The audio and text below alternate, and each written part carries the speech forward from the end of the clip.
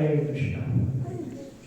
तो आप सभी का स्वागत है और आप सबके आशीर्वाद से बहुत ही सुंदर कीर्तन अभी भगवान के नाम वक्त किया गया। और जैसा कि समय का अभाव रहता है, कथा भी करनी है, कीर्तन भी करना है और श्रील प्रभुपाद की इच्छा अनुसार आप सबकी सेवा के लिए हमें प्रसाद की व्यवस्था करनी है। सब समय निश्चित रूप से विभाजित है।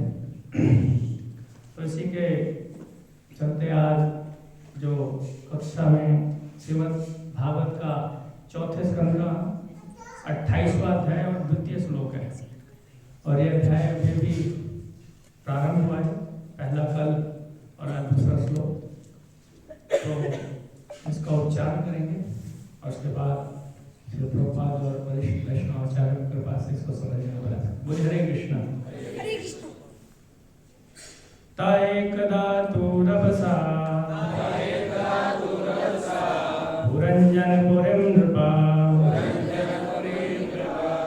रुरुधुमो भोगाढ्यां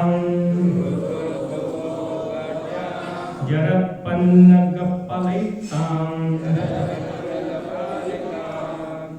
एकदा तु रभसा पुरंजनपुरीं नृपा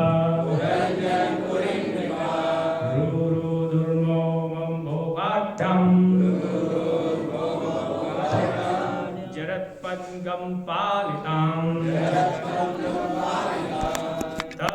एकदा तु रभसा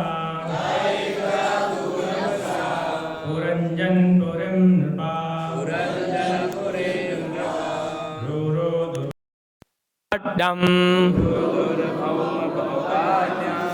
जरत्पन्नगपलितां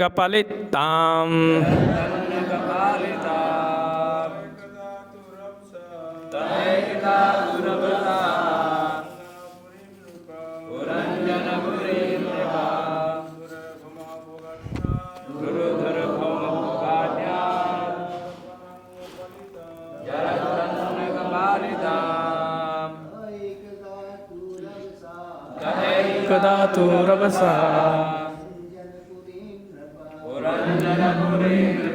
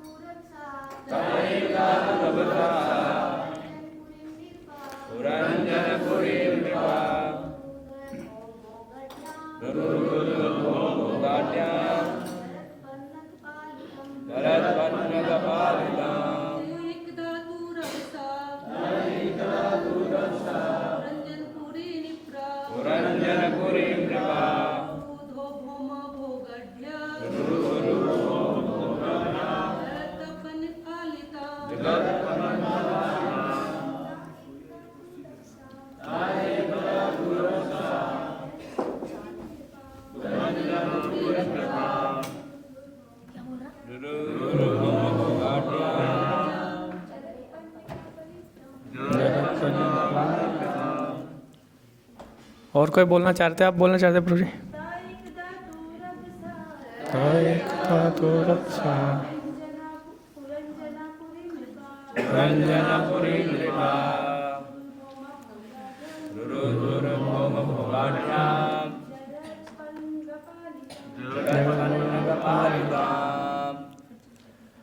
तो इसका जो संधि विच्छेद है वो मेरे पीछे पीछे दोहराएंगे। ते वे एकदा एक बार, तू तब, रभसा अत्यंत वेग से, पुरंजनपुरीं पुरंजन की नगरी की, नृपा हे राजा, रुरुधु घेर लिया, भौम भोग आढ्यम इंद्रिय भोग से परिपूर्ण, जरत बूढ़ा पन्नगा सर्प द्वारा पालिताम सुरक्षित। एक बार इन भयानक सैनिकों ने पुरंजन नगरी पर बड़े वेग से आक्रमण किया। यद्यपि यह नगरी भोग की सामग्री से परिपूर्ण थी, किंतु इसकी रखवाली एक बूढ़ा सर्प कर रहा था। तो इसका जो अनुवाद है और जो तात्पर्य है वो ऐसी भक्तिवेदांत स्वामी श्रील प्रभुपाद के द्वारा। भक्तिवेदांत स्वामी श्रील प्रभुपाद की जय। इंद्र तृप्ति में संलग्न रहने से शरीर दिन प्रतिदिन जर्जर होता जाता है। अंत में शक्ति इतनी क्षीण हो जाती है कि इसकी तुलना बूढ़े सर्प से की जाती है। पहले ही प्राण की तुलना सर्प से की जा चुकी है। जब शरीर के भीतर का प्राण क्षीण होने लगता है तो शरीर भी क्षीण हो जाता है। इस समय मृत्यु के लक्षण चारों ओर मंडराने लगते हैं, अर्थात यमराज के भयानक दूत दिखने लगते हैं और घोर आक्रमण करने लगते हैं। वैदिक प्रथा के अनुसार ऐसी अवस्था प्राप्त होने के पूर्व ही मनुष्य को घर छोड़कर ईश्वर के संदेश का उपदेश करने के लिए आजीवन संन्यास ग्रहण कर लेना चाहिए। किंतु यदि मनुष्य घर पर रहता है और उसकी प्रिया पत्नी तथा पुत्र उसकी सेवा करते हैं तो इंद्र तृप्ति के कारण वह निश्चय ही क्षीण होता चला जाता है, और जब अंत में मृत्यु आती है तो ऐसा मनुष्य अपने पीछे आध्यात्मिक संपत्ति विहीन शरीर छोड़ जाता है। वर्तमान समय में तो बूढ़े से बूढ़ा व्यक्ति भी अपने परिवार को नहीं छोड़ता। वह अपनी पत्नी, बच्चों, धन, ऐश्वर्य, घर इत्यादि से बंधा रहता है। इस प्रकार जीवन के अंतकाल में मनुष्य को चिंता रहती है और उसकी पत्नी की रक्षा कैसे होगी और वह परिवार को कैसे संभालेगी। इस प्रकार सामान्यतः मृत्यु के पूर्व लोग अपनी पत्नी के विषय में सोचते ही रहते हैं। भगवत गीता 8.6 के अनुसार यम यम वापि स्मरन् भावम त्यच्चिन्तयन्ते कलेवरम तमम तमैवेति कौन्तेय सदा तद्भाव भावितः। मरते समय मनुष्य जिस किसी स्थिति के विषय में स्मरण करता है उस स्थिति को वह निश्चित रूप से प्राप्त करता है। जीवन के अंतकाल में मनुष्य सोचता है कि सारे जीवन में उसने क्या क्या किया है, और इस तरह जीवन के अंत में उसके जो भी विचार तथा इच्छाएं होती हैं उसी के अनुसार उसे दूसरा शरीर देहांतर प्राप्त होता है। जो जीवन भर घर में ही लिप्त रहता है उसके लिए स्वाभाविक है कि अंतकाल में अपनी प्राण प्रिया पत्नी के विषय में सोचे। अतः अगले जीवन में उसे स्त्री का शरीर प्राप्त होगा और साथ में उसे पुण्य या पाप कर्मों का फल भी मिलता है। इस अध्याय में राजा पुरंजन द्वारा स्त्री देह प्राप्त के विषय में विस्तार से बताया गया है। तो ये श्लोक और श्लोक का तात्पर्य सभी के लिए बहुत ही अत्यंत आवश्यक है। तो वैष्णव आचार्यों की और श्रील प्रभुपाद की और आप सब वरिष्ठ भक्तों की कृपा की याचना करते हुए आप सब कृपया आशीर्वाद प्रदान करें जिससे हम इसको समझ पाएँ। मुकम करोति वाचालम पंगुम लंघते गिरम यत् कृपातम हम वंदे परमानंद माधवा। जयताम सुरतो पंगुर्मम मंद मतेर्गति मत सर्वस्व पदाम भोजो राधा मदन मोहन। तो चूँकि ये विषय बहुत ही मतलब आवश्यक है, आवश्यक क्या यूँ कहें अति आवश्यक है, पर अगर ये विषय पे चर्चा करने के लिए कोई वैराग्यवान यहाँ से आपको बता रहा होता तो उस पर ज़्यादा प्रभाव आप पे पड़ता, परंतु अभी श्रील प्रभुपाद की सेवा करने की वजह से मुझ जैसे एक साधारण से गृह मेधी के मुख से आपको सुनने को मिल रहा है। तो इसीलिए मूकम करोति वाचालम पंगुम लंघते गिरम यत् कृपातम हम वंदे परमानंद माधव। माधव की कृपा से ही ये संभव हो पा रहा है। तो ये कदापि ना समझा जाए कि ये जो यहाँ से व्यास आसन से आपको श्रवण करने को मिल रहा है ये किसी व्यक्ति का सामर्थ्य है। व्यक्ति अपने गुण दोषों से, अपने कर्म दोषों से बंधा हुआ है, परंतु जो व्यास आसन से शिक्षा प्रसारित होती है वो गुरु और वैष्णव की कृपा से प्रसारित होती है। तो इसको उस रूप में अपने जीवन में उतारने का प्रयास करना चाहिए। और ये शिक्षा ऐसी है, चैतन्य महाप्रभु ने बोला जो भक्ति का रस है वो तप्त इक्षु है, तप्त इक्षु रस के समान है। कि ना तो तप्त इक्षु मतलब कि एक गरम खौलता हुआ गन्ने का रस पीना चाहते हैं, क्यों? मीठा है, परंतु जैसे ही जिह्वा पे लगाते हैं इतना खौलता हुआ है कि दूर ही करने की इच्छा होती है, पर छोड़ भी नहीं पाते, क्यों? मीठा इतना है। तो ये जो विषय है ये भी ऐसे ही है, तप्त इक्षु के समान।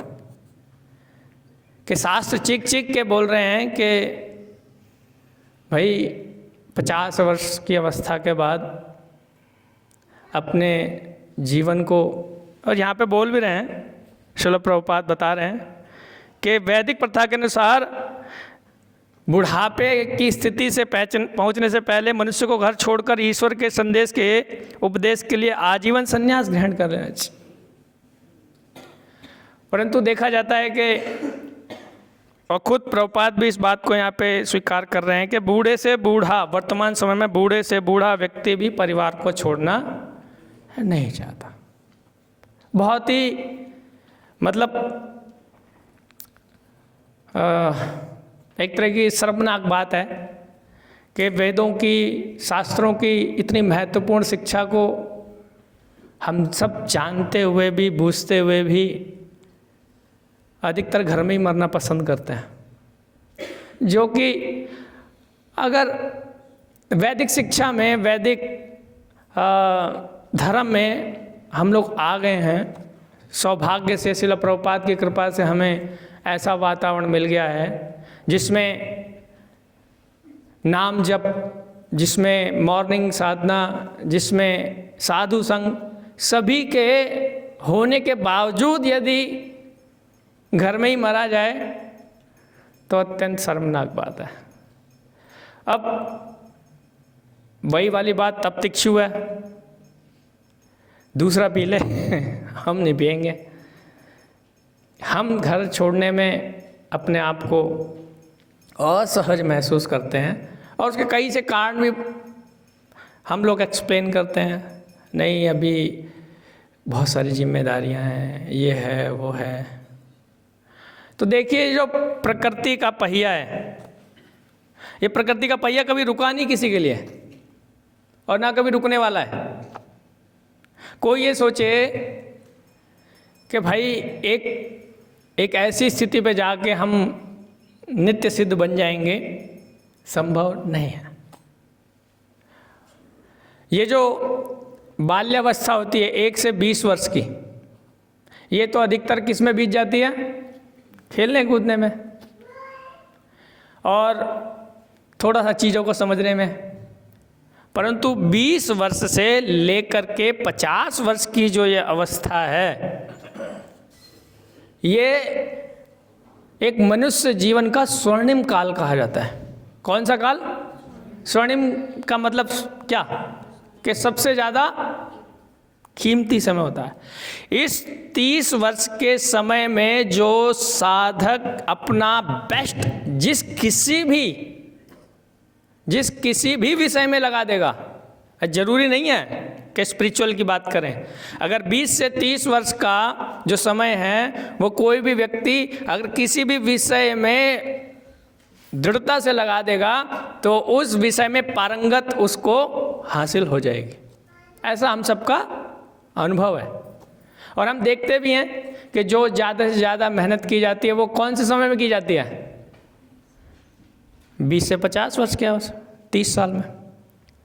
पर हम यहाँ जिस प्लेटफॉर्म पे बैठे हैं, हम सामान्य जनमानस की तो बात फ़िलहाल ना करें तो ज़्यादा बेहतर होगा। हम लोग यहाँ अधिकतर साधक हैं, तो साधकों के लिए भी बात करना उतना ही आवश्यक है जितना कि जनमानस के लिए, क्योंकि जनमानस के लिए तो बहुत सारे प्लेटफॉर्म अवेलेबल हैं, परंतु एक साधक के लिए बहुत ही संकुचित कह लें या बहुत ही छोटा सा एक प्लेटफॉर्म है जो हमारा मंदिर ही प्रोवाइड करवाता है, इस्कॉन ही प्रोवाइड कराता है पूरे वर्ल्ड वाइड के। सुबह रोज़ 8 से 9 बजे श्रीमद् भागवतम पे लोगों को आमंत्रित करके उसके विषय में ज्ञान दिया जाता है। नहीं तो और कहीं ये भी सुविधा उपलब्ध नहीं है।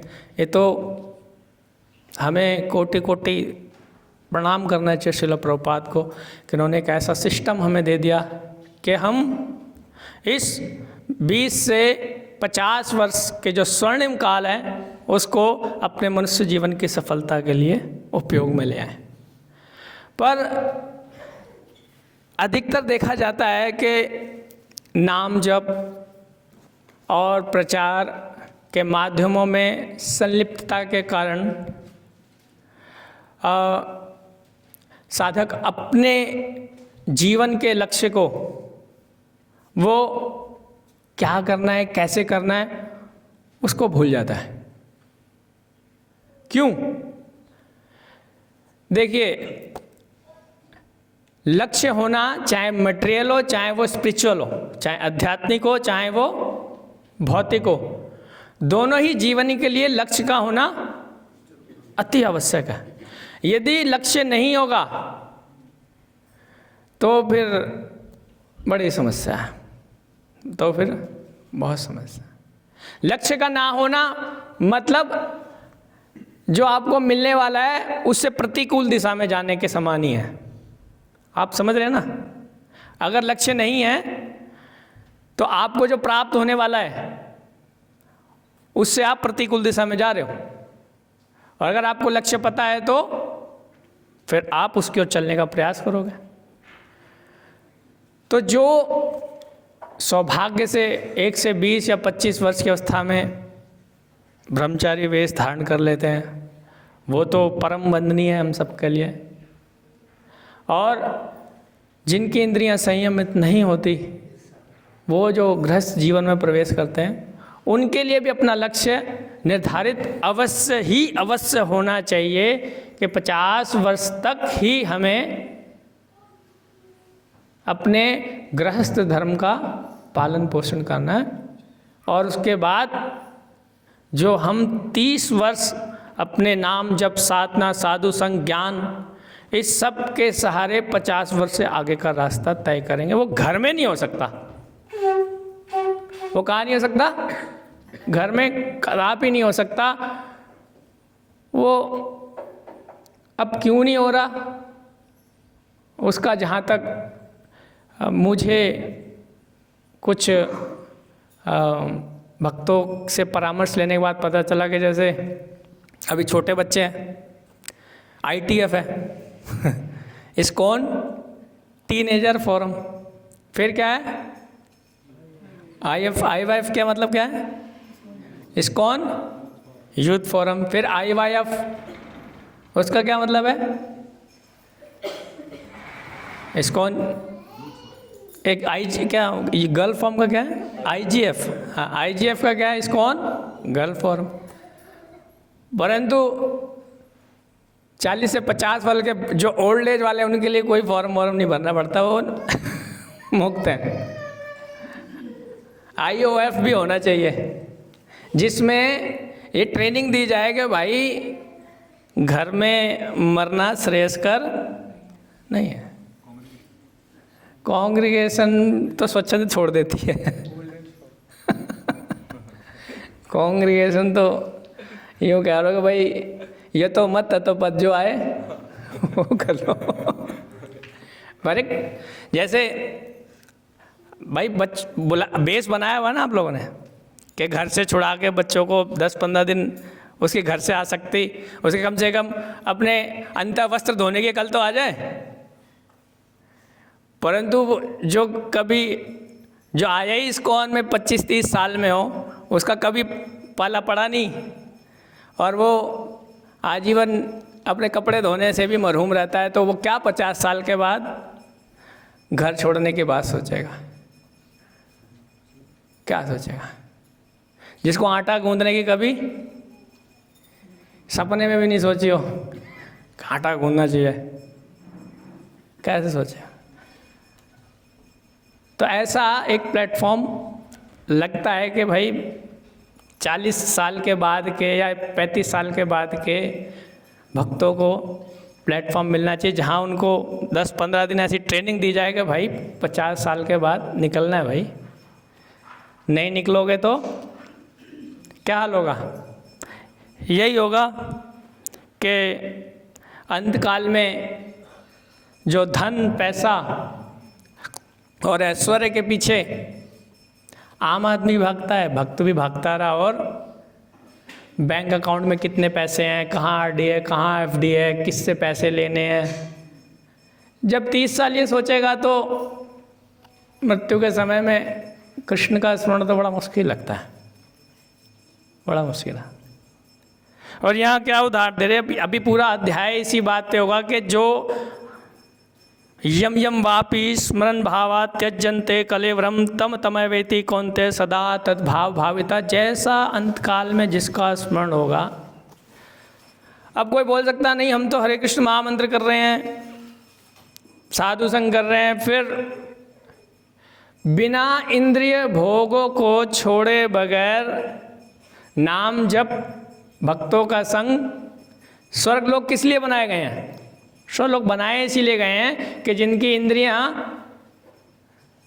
कंट्रोल नहीं होती, वो असीमित इंद्रिय भोग के लिए स्वर्ग में ले जाए जाते हैं।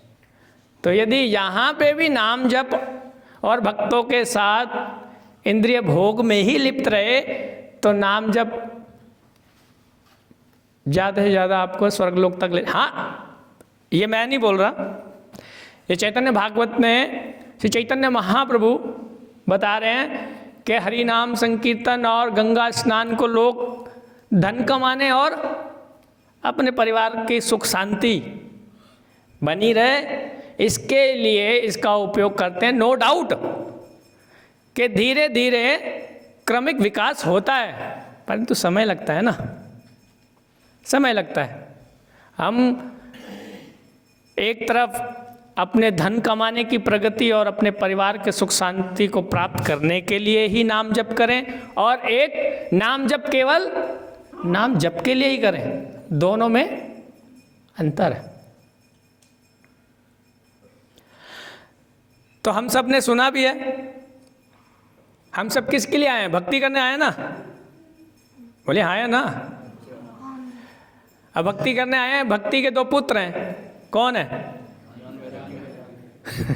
ज्ञान, वैराग्य। तो वैराग्य कैसे आएगा? ज्ञान से। और वैराग्य का मतलब क्या है कि 50 साल के बाद भी घर में मरना है, ये वैराग्य है? क्या है वैराग्य? वैराग्य का मतलब यही है ना कि हम इंद्रिय विषयों से दूर होकर उनका चिंतन करे बगैर नाम चिंतन और श्रवण में अपने आप को ज़्यादा लगाएं, ये है वैराग्य। और वो वैराग्य कैसे आएगा? ज्ञान से। यही तो हुआ कि भक्ति देवी जब श्री वृंदावन धाम में गई, वो वृद्धावस्था, खुद तो तरुण अवस्था में आ गई, परंतु उनके जो दोनों बेटे थे वो बूढ़े के बूढ़े ही पड़े रहे, ज्ञान और वैराग्य। तब नारद जी को आए तो थोड़ा सा सुख शांति आई, वो नारद जी ने फिर उनको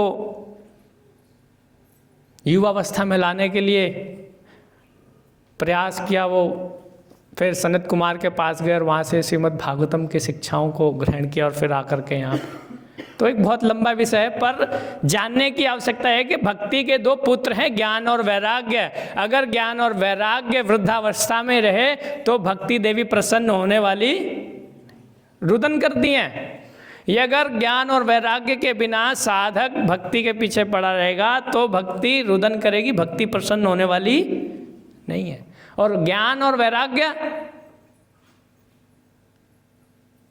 वो हर साधक को इस 20 से 30 वर्ष, 20 से 50 वर्ष की आयु जो है उसमें 30 वर्ष का जो समय है लगाना चाहिए, उस ज्ञान को प्राप्त करना चाहिए कि उस स्तर का वैराग्य उसके हृदय में आ जाए कि 50 वर्ष के बाद उसे एक एक क्षण अपने घर में काटना चाहिए।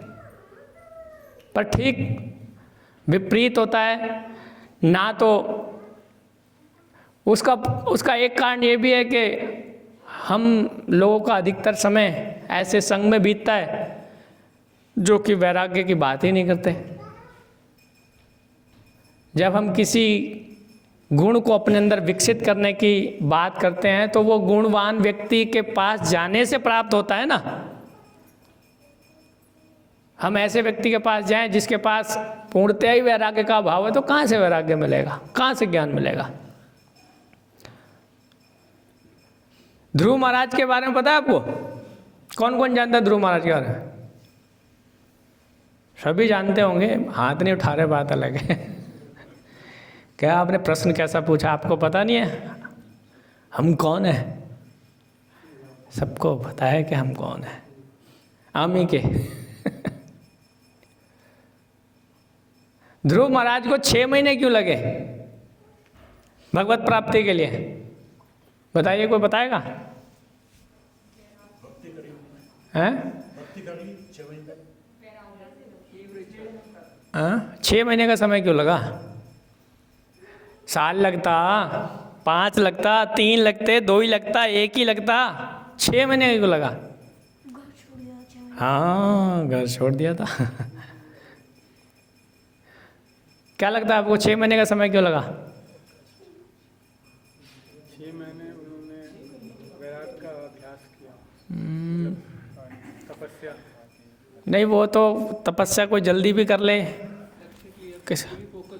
हाँ, ये भी था। अच्छा है, नाइस, प्रयास करना भी फोकस्ड थे। पर चलो, वही है ना, ज्ञान और वैराग्य। विष्णु पुराण में इसका वर्णन आता है कि ध्रुव महाराज जी पूर्व जन्म में एक बहुत ही अच्छे भक्त थे, बहुत ही अच्छे। बचपन से ही ब्राह्मण परिवार में जन्म था उनका, तपस्या कर रहे थे जंगलों में जाकर के। बचपन से ही ज्ञान और वैराग्य, जिसकी मतलब कोई सीमा ही नहीं थी, वहाँ बैठ के साधना कर रहे थे। तो जब उनको 6 महीने का समय रह गया भगवत प्राप्ति के लिए, तो उस 6 महीने से पहले जहाँ वो जंगल में तपस्या कर रहे थे, वहाँ पे एक राजकुमार ने आकर के अपना बेड़ा डाल लिया और वहाँ खूब नाच कीर्तन भोज सब चल रहा था। तो वो जो ब्राह्मण थे जो तपस्या कर रहे थे, उन्होंने कहा यार मैं यहाँ वैसे ही सूख गया और ये यहाँ पे बैठ के इतने मज़े ले रहे हैं। राजकुमार देखो, स्त्रियाँ हैं और बढ़िया बढ़िया आलीशान जेवरात हैं और इतने बढ़िया बढ़िया क्या है, भोग हैं, सुंदर मधुर संगीत है। तो 6 महीने की रह गई थी सिर्फ, परंतु क्या हुआ, थोड़े से असत्संग ने उनको एक जुबारा जन्म लेने पे मजबूर कर दिया। यम यम वापी, यही श्लोक कह रहा है कि जिस इच्छा के साथ मरोगे वहीं पे अगला जन्म हो जाएगा। अब उनकी इच्छा थी कि राजकुमार होते तो हम भी मजे करते, अगला जन्म क्या हुआ, बन जा राजकुमार। और 6 महीने की अपनी, अब यहाँ पे ये विष्णु पुराण से भी ये बात को बल मिलता है कि भक्ति का कभी नाश नहीं होता। टाइम जरूर ले लेती है, आपके प्रयास जहाँ रुक गए वहीं पे स्टॉप। पर जैसे ही ध्रुव महाराज के केस में 6 महीने की तपस्या साधना पूर्ण हुई, भगवान का साक्षात्कार हो गया। तो इसीलिए श्रील प्रभुपाद ने जीने की नहीं, अरे भाई मरने की कला सिखाई है। मरना कैसे है ये सीखना है। यहाँ पर आकर के हंसी ठट्ठा खेल खिलवाड़ करना वो एक टाइम तक तो ठीक है, परंतु मरने की तैयारी अगर इस अंतर्राष्ट्रीय कृष्ण भावनामृत संघ में आकर के कोई साधक नहीं कर पाया तो लोचन दास ठाकुर कह रहे हैं ये लो और ये लो, टाइम लगेगा। मैं इस बात को काट नहीं रहा कि नाम जब साधु संघ का महानता प्रबलता कोई कम हो जाएगी, परंतु क्या लगेगा, टाइम लगेगा। अब पता नहीं ध्रुव महाराज के केस में तो एक ही इच्छा आई थी, हमारे कितनी है किसी को पता है? हर क्षण बदलती है, हर क्षण बदलती है। एक बार एक धनवान व्यक्ति के घर में एक साधु भिक्षा के लिए जाया करता था। तो वो धनवान तो था, वो भिक्षा में दे दिया करता था। 1 साल, 2 साल, 3 साल, 5 साल, 6 साल, कई सालों तक वो साधु जब उस धनवान से भिक्षा लेता रहा तो साधु के मन में दया आई।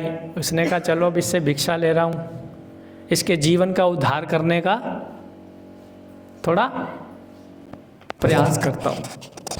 अगली बार जब उस धनवान के घर पे गया तो उसने कहा सुनो,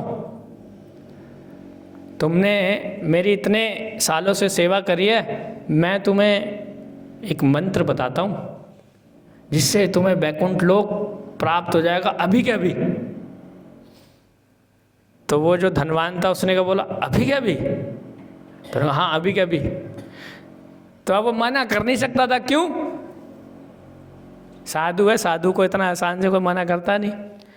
और स्वीकार भी इसलिए नहीं किया क्योंकि अभी कभी प्राप्त हो गया तो इतना सारा धन कौन संभालेगा? इतना सारा पैसा, इतना सारा ये जो ऐश्वर्य है, इतनी बिल्डिंगें हैं, इतना बैंक अकाउंट है, अभी वैकुंठ जाना पड़ गया तो कैसे, कौन देखेगा इसको? तो उसने साधु से हाथ जोड़ के बोला महाराज अभी थोड़ा रुक जाइए, अभी क्या कि थोड़ा बच्चों की शादी करनी है और कुछ बिजनेस के काम पूरे करने हैं, एक प्रोजेक्ट ले रखा है वो पूरा हो जाए। और फिर आपको तो पता ही है कितना गृहस्थ, हम लोग तो गृहस्थ है ना, तो हमें अभी क्या जल्दी जाने की, और आप तो हो ही, थोड़ा समय बाद आइएगा। तो वो साधु चला गया भाई। थोड़े टाइम बाद आया तो उसने कहा अब ले लो मंत्र। तो उसने कहा महाराज अभी ना बेटे की शादी हुई है, अभी बिजनेस धंधा तो देखा नहीं, अभी तो शादी वादी में व्यस्त है, अभी थोड़ा रुक जाइए, अभी इसके जब कोई बेटा हो जाएगा तो जिम्मेदारी आ जाएगी, और जिम्मेदारी आ जाएगी तो फिर बिजनेस धंधा भी संभाल लेगा, अभी तो मुझे ही देखना पड़ रहा है। मैंने कहा ठीक है भाई तुम्हारी मर्जी है। थोड़े टाइम बाद आया भाई, पोता भी हो गया। भाई अब तो ले लो, यही हरि नाम औषधि मंत्र मैं लेके आया हूँ। तो उसने कहा अरे प्रभु अभी छोटा बच्चा है, देखो अभी इसका कर्ण छेदन संस्कार करना बाकी है। बचपन में होता था कर्ण छेदन संस्कार, अभी कर्ण छेदन संस्कार हो जाए और फिर आप कहोगे वो एकदम। समय बीता, चले गए, कर्ण छेदन संस्कार भी हो गया। अब कर्ण छेदन संस्कार के बाद साधु बाबा आए, उन्होंने बोला भाई अब तो ले लो, मैं आपके लिए लाया हूँ ये हरिनाम मंत्र। अभी नहीं, अभी थोड़ा सा क्या है कि अभी कर्ण छेदन संस्कार हो गया है और अब इसका विवाह हो जाए तो आप शास्त्रों में लिखा है जो परपोते का मुंह देख लेता है ना, तो शास्त्रों की बात मानता हूँ कि जो परपोते का मुंह देख लेता है वो उसकी गति उच्च होती है। भाई परपोते का भी मुंह देखेगा, परपोता भी हो गया। फिर से आए साधु बाबा अब तो ले लो। उन्होंने कहा नहीं, अभी बच्चों में इतना सेंस नहीं आया है, तब तक थोड़ा सा और रुक जाइए, बस ये परपोता थोड़ा सा बड़ा हो जाए। अभी तो हमें देखना पड़ता है, इसको स्कूल छोड़ने जाना पड़ता है वो बस में ना, क्योंकि इसके मम्मी पापा तो ऑफिस चले जाते हैं और जो दूध लाने का समय है वो भी हमें ही लाना होता है, और वो बस में चढ़ाना, स्कूल छोड़ना, दोपहर में फिर बच्चों को लाना, एक काम। थोड़ा सा बच्चे बड़े हो जाएं अपने आप, वो स्कूटी से चले जाएंगे, फिर हम चलेंगे। अगली बार ये आए तो वो धनवान तो मिला नहीं, उसके बच्चों से पूछा कहाँ गए, तो वो तो टंग गए। कहाँ टंग गए? वो देखिए माला टंगी हुई है। तो यार इतने मैंने उसका प्रयास, साधु को बड़ा अफसोस हुआ कि धन के पीछे, ऐश्वर्य के पीछे। उसने वहीं पे साधु ने अपनी आसन बिछाया और थोड़ा सा ध्यान लगाया कि कहाँ गया है वो साधक, तो देखा कि वो सांप बन के सांप का वर्णन आ रहा है इसमें, सांप बन के। पहले क्या होता था कि बैंक तो होते नहीं थे, तो धन को छुपा के रखते थे गाड़ गुड़ के, तो वहाँ पे सांप बन के बैठ गया। तो अच्छा, वहाँ बैठ गया जाके, चलो वहीं चलता हूँ। धन के पास ऊपर कुंडली मार के ऐसा। अब तो आजकल कोई मन में सोच सकता है हमने तो गाड़ के नहीं रखा, हमने तो बैंक में रखा हुआ लॉकर में। हाँ तो कोई बात नहीं, बैंक के लॉकर में कीड़ा बन जाएंगे, क्या दिक्कत है। बैंक में भी तो कीड़े वीड़े बनते हैं, चूहे होते हैं, ऐसा थोड़ी ना बैंक इंसेक्ट फ्री प्लेस है, वहाँ पे भी कीड़े मकोड़े होते हैं। तो वो जब साधु उनके पास गया, उन्होंने कहा अरे भाई तेरे को बोलता बोलता रह गया, अब तो ले ले। तो उसने कहा अरे स्वामी जी अब आ गए हो, अब इतना सारा मैंने धन कमाया था, अभी मेरे बेटों को पता नहीं है, अब इसकी रक्षा तो करनी पड़ेगी चोरों से, अब कैसे बताओ। अब वो जब तक लेके नहीं जाएंगे मेरे को यहाँ, इसकी रक्षा करनी पड़ेगी। आप कैसे नहीं, बताओ इसका विचार बताओ पहले कि ये धन कैसे मिले। तो उसने कहा अच्छा मैं तुम्हारे बेटे को बता देता हूँ और तुम्हारे बेटे ले लेंगे, तब तो टेंशन नहीं है। हाँ ठीक है, फिर ले लूँगा। तो उसने साधु ने जाके उनके बच्चों से बोला तुम्हारे पिताजी वहाँ पे धन छोड़ के गए हैं। बहुत अच्छी बात है, बच्चे खुश। किसके बच्चों को समस्या होती है धन मिलने से? तो उन्होंने कहा उसके ऊपर एक सांप बैठा हुआ है, अरे मार देंगे इसको तो। अरे तुम्हारा बाप है, था ना, बाप है तो नहीं था। उस धन के लिए तो हम एक सांप क्या, कितने सांप मार देंगे।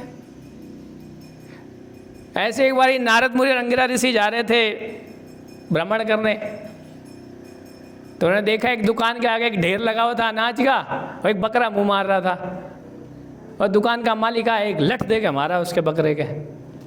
तो नारद जी हंस दिए।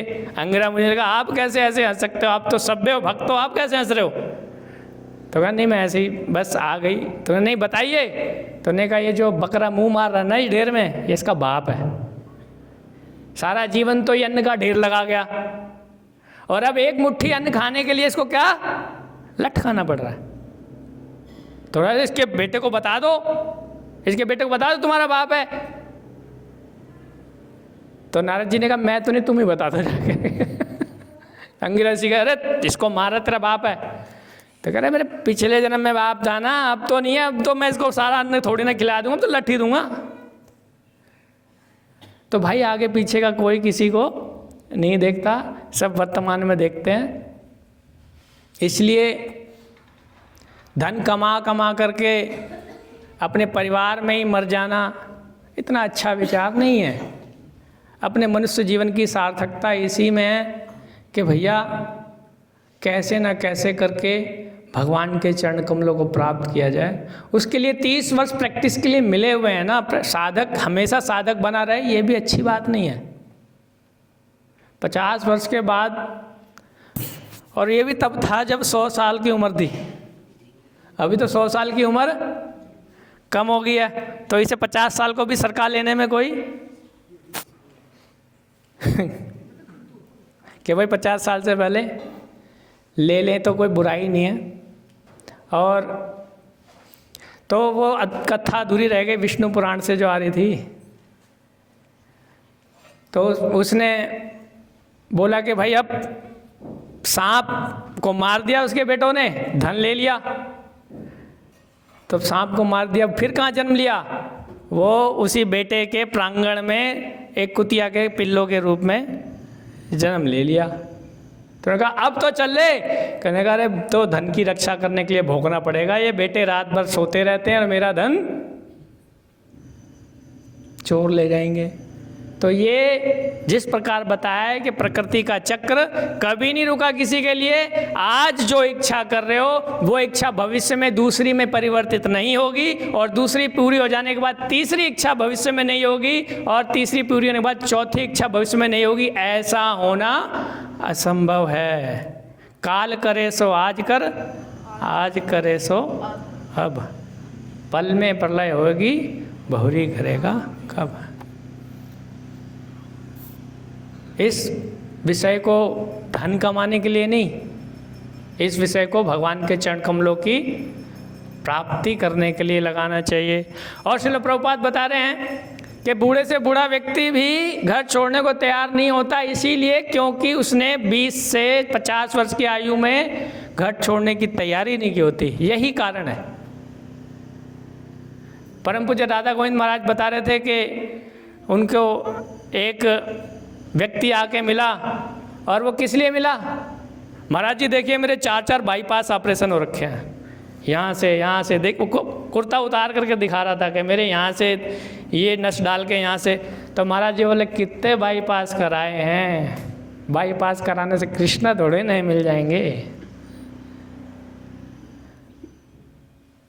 और एक व्यक्ति के बारे में बता रहे थे, एक बूढ़ा आया, उसने दूसरे बूढ़े को बोलना शुरू किया कि तुम्हें पता है कि तुम्हारा जितना महीने भर का इनकम है उतना एक दिन मेरा दवाई में लग जाता है।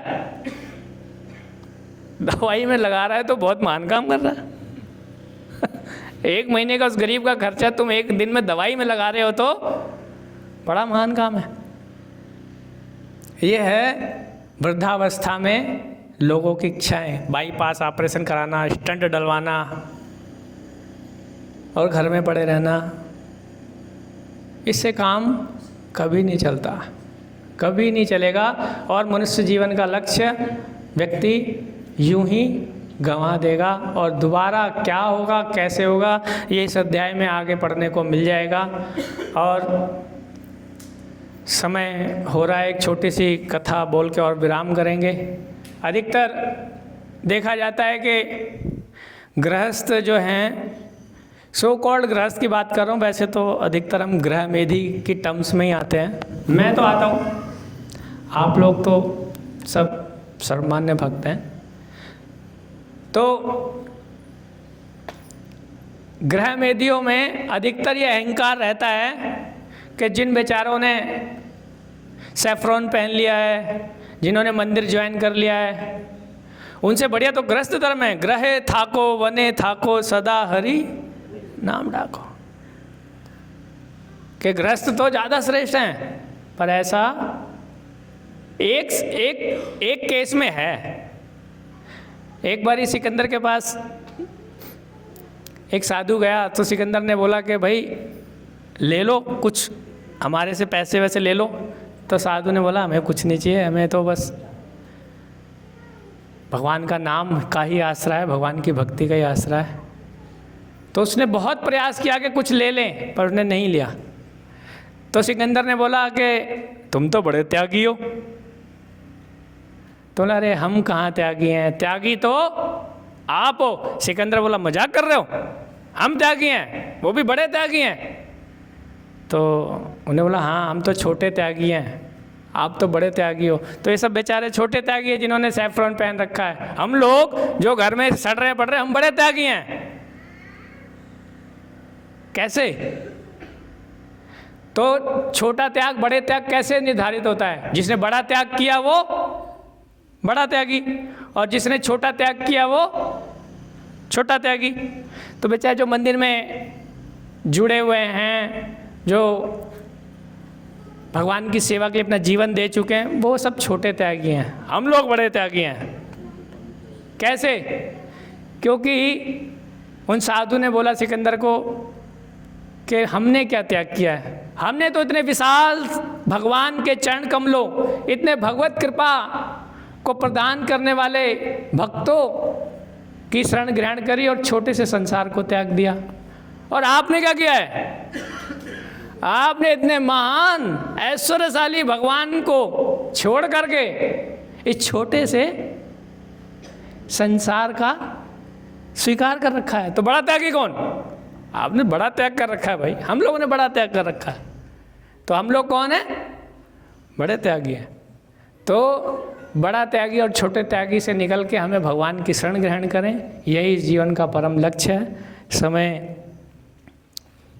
विराम लेने का है, तो आप सब के चरणों में जो भी अपराध बने हो उसके लिए क्षमा चाहते हैं। बोले हरे कृष्णा। किसी का कोई प्रश्न हो तो पूछ सकते हैं, तो उसको यहीं विराम है। यस गुरुजी जैसे आपने बोला कि 50 साल की उम्र के बाद, गुरुजी जैसे आपने बोला कि 50 साल की उम्र के बाद हमें भगवान की साधना के लिए अपना घर बार छोड़ना चाहिए। हाँ। तो हमें केवल भगवान की साधना करनी चाहिए या अपने घर पे के साथ साथ भगवान की साधना करनी चाहिए? घर 50 साल तक ही साथ रहता है, 50 साल के बाद तो केवल भगवान की शरण ग्रहण करनी। तो हम घर में रह के नहीं कर सकते जैसे कि आपने कहा? घर में रह के होता नहीं है। तो हम अगर घर में रह के होता तो ये जितने भी मंदिर में ब्रह्मचारी हैं, सन्यासी हैं, साधु हैं, ये क्या ज़्यादा हमारे से कम अक्लमंद है? ये भी घर में रह के करते। पर इन लोगों ने श्रेष्ठ को पहले चुना ना, जो श्रेष्ठ है उसको। अभी क्या है कि घर का जो स्त्री परिवार बच्चे हैं, जो घर के एसेट्स हैं, वो हमारे को प्रिय कर हैं पर श्रेय करनी है, यानी कि हमें अच्छे लगते हैं पर वो हमारे लिए भविष्य में हमारे लिए क्या अच्छा है वो नहीं है। तो भविष्य में हमारे लिए अच्छा भगवान है। तो भगवान को प्राप्त करने के लिए अब महात्मा बुद्ध के विषय में आप पढ़ेंगे तो उन्होंने तो 4 चीज़ें देखी, उनको वैराग्य आ गया। बहुत बड़े राजकुमार थे, उनको पैदा होते ही बोल दिया गया था कि इनको ना तो किसी बीमार व्यक्ति को दिखाना, ना किसी बूढ़े व्यक्ति को दिखाना, ना ही किसी गरीब आदमी को दिखाना, ना ही कोई मृत्यु शैया को दिखाना। तो उनके पिता ने उनके लिए ऐसा एक अलग से महल बनवा दिया, कुछ था ही नहीं आसपास ऐसा। परंतु जैसे ही इन्होंने देखा उनके अंदर वैराग्य आ गया। तो भगवान की प्राप्ति घर के साथ बहुत मुश्किल है। गुरुजी जैसे कि अगर कोई 50 साल से ऊपर का कोई व्यक्ति है, वो जैसा आपने बोला वैसा करना चाहता है, लेकिन उसको अपने घर बार का लोभ है, तो उसको छोड़े कैसे वो? बहुत बताया ना, जो स्वर्णिम काल है वो 20 से 50 वर्ष का जो समय लगाना इसी में है कि छोड़े, नहीं तो छोड़ नहीं पाएगा। वो कथा हमने देखी ना, वो आखिर तक कुत्ते के पिल्ले के रूप में भी उस धन की रक्षा के लिए पैदा होता रहेगा। और इस श्लोक के तात्पर्य में भी जो पुरंजन है वो अपनी स्त्री के विषय में सोचते सोचते मरे और अगले दिन में स्त्री बन गया। Thank you. हरे कृष्णा। हरे कृष्ण भाई, धन्यवाद बहुत सुंदर प्रवचन के लिए। तो इसमें मैं बेसिकली मेरे मन में एक प्रश्न आ रहा था, जैसे हम भागवतम में पढ़ते हैं वासुदेवम भगवती भक्ति योग प्रयुक्तम ज्ञान तो अशु वैराग्यम। तो एक तो हम ये कहते हैं कि भक्ति के माध्यम से ज्ञान और वैराग्य स्वयं उत्पन्न होता है। हाँ, भक्ति का। और दूसरा एक हम ये भी देखते हैं कि बिना ज्ञान के वैराग्य होना भी एक मुश्किल प्रश्न है। तो इसको कैसे समझें कि ये जो श्लोक को सही परिप्रेक्ष्य? एक तो होता है कि एक उदाहरण से देखते हैं कि एक साधक हर जगह भगवान देखता है, भगवान को देखता है, पर जब भगवान को देखता है, जब वो भगवान को देखना प्रारंभ करता है तो वो भगवान को जैसे जैसे देखने का प्रयास करता है, भक्तों के संग में उसे पता चलता है जो इस संसार का संचालन है वो भगवान विष्णु रूप में कर रहे हैं, परंतु वो भगवान के साथ, भगवान कृष्ण के साथ उनके गोलोक में जाना चाहता है। तो ये जानकारी उसे भक्तों के माध्यम से मिलती है। तो वैसे ही जब वो भक्ति में प्रवेश करता है तो भक्ति में प्रवेश करने के बाद उसे भक्ति के कई विधि विधानों का पता चलता है और उस भक्ति के विधि विधानों को वो फॉलो करके धीरे धीरे वो ज्ञान और वैराग्य की ओर बढ़ के जाता है। ये एक साथ नहीं होते, इनमें टाइम लगता है। और वो जो बताया ये स्वर्णिम काल है, इसमें एक जो भी जिस किसी भी फील्ड में ये समय लगा दिया जाएगा उसमें उसको परफेक्शन होगी। तो जो 20 से 50 वर्ष की अवस्था है, उस अवस्था में भक्ति के साथ ज्ञान लिया जाए, भक्तों के साथ लिया जाए तो वैराग्य अवश्य प्रकट होगा। अगर वैराग्य प्रकट नहीं हो रहा तो फिर कहीं ना कहीं प्रॉब्लम है। आप कुछ पूछ रहे थे? हरे कृष्ण। हरे कृष्ण। बहुत बहुत धन्यवाद प्रभु जी। हरे कृष्ण। प्रभु जी, आप अपने निजी जीवन में जैसे बताया कि आप गृहस्थ आश्रम में हैं, तो आप बैलेंस कैसे करते हैं? आपके परिवार भी होगा और आप विवाह से पहले भक्ति में आए थे या बाद में आए, और उसको कैसे आप देखते हैं, हम कैसे समझे? क्योंकि मैं भी ग्रस्त हूँ तो अभी ये सब सुन के तो प्रभु जी बहुत दुख हो जाता है कि वाई वी एंटर्ड, या हाउ टू मैनेज बेसिकली। तो आप कैसे अपने उसमें थोड़ा सीखने को मिलेगा प्रभु जी से? ये देखिए प्रभु जी, मैंने पहले ही, शायद आपने ध्यान दिया नहीं दिया, मैंने पहले ही बताया कि मैं यहाँ से उपयुक्त पात्र नहीं हूँ इस विषय पे बोलने के लिए। वो तो केवल गुरु और वैष्णव परंपरा के माध्यम से जो शिक्षाएं आ रही हैं उनको मैंने आपको डिलीवर किया। मेरा व्यक्तिगत, मैं पूर्णतः गृहस्थ आश्रम में भी नहीं हूँ, मैं गृह मैदी की तरह अपना जीवन यापन करता हूँ मैं। ये तो आपकी विनम्रता है। अरे विनम्रता नहीं है, सत्यता तो मुझे पता है। आपको विनम्रता लग रही है पर सत्यता तो मुझे पता है ना। अब गुलाब जामुन, गाजर का हलवा और रसगुल्ला और रसभरी चारों मीठी दिखती हैं, आपको तो मीठी दिखेगी, बस खा खा के डिफरेंस तो मुझे पता चलेगा ना। तो वैसे ही मैं किस स्तर पे हूँ ये मुझे पता है, पर मंदिर प्रबंधन और गुरु वैष्णव की इस कृपा से मैं यहाँ से जो कुछ बोल पाया वो आपको स्वीकार करना चाहिए। मेरा व्यक्तिगत तो मैं सड़ रहा हूँ और पता नहीं कभी वैष्णव के चरण कमलों को प्राप्त कर पाऊँ, यही एक इच्छा लेके मर पाया तो अगला जन्म कुछ होगा। परंतु पर अब बात आ रही है कि शिक्षाओं की, मेरा व्यक्तिगत तो मैं कहीं पे नहीं हूँ, नाम जप में भी मेरी रुचि नहीं है, भक्तों की कृपा से हो रहा है। पर अगर देखा जाए तो एक उदाहरण से समझते हैं कि आप को यहाँ से बाय प्लेन बॉम्बे जाना है, आपने टिकट ले ली, प्लेन में बैठ गए, अब प्लेन उड़ गया, अब आपको अचानक से याद आया, उफ यार मुझे तो कानपुर जाना था, तो अब क्या करोगे? हल्ला मचाओगे उसमें, प्लेन में रोको उतारो। अगर सवारियों को डिस्टर्ब करोगे तो सवारी ऑब्जेक्शन उठाएगी, ज़्यादा हल्ला मचाओगे तो हो सकता है दरवाज़ा खोल के नीचे फेंक दिया जाए। तो अब क्या है, हमारे पूर्व जन्म को कर्म के अनुसार हमें हमारा आश्रम निर्धारित हो गया। अब उस प्लेन में बैठ गए, अभी क्या है, अभी उस प्लेन में बैठे हो तो अब आप केवल इतना कर सकते हो कि आप प्लानिंग कर सकते हो कि जब ये प्लेन लैंड करेगा मुंबई एयरपोर्ट से तो मैं तुरंत वहाँ से टिकट लूँगा और उसके बाद कानपुर जाऊँगा अपना काम। प्लेन में कुछ हौच पौच ग्रेट नहीं करोगे। तब आपने गृहस्थ आश्रम के प्लेन में बैठ चुके हो, तो अब वो प्लेन आपको टाइम पीरियड दे चुका है 50 वर्ष का। तो जैसा कि अभी आपकी जो भी आयु है, अब 50 वर्ष तक आप अपने घर की जिम्मेदारियों का वहन कीजिए, वो भी भगवत सेवा है। जैसे ही आप उनको गुरु न सस्यात, माता न सस्यात, पिता न सस्यात, शिष्य न सत, के अगर अपने से जो नीचे हैं उनको आप कृष्ण भक्ति में लगा देते हो तो आपके जीवन की सर्वोच्चता है, और नहीं लगा पाते तो कोई भी हो उसके लिए जीवन व्यर्थ है। तो आप अब जिस प्लेन में बैठे हो उसके अकॉर्डिंगली एक्ट करो, और जैसे ही आपको समय मिले आप वापस आने की तैयारी करो, ठीक है ना। हरे कृष्ण। हरे कृष्ण, धन्यवाद प्रभु।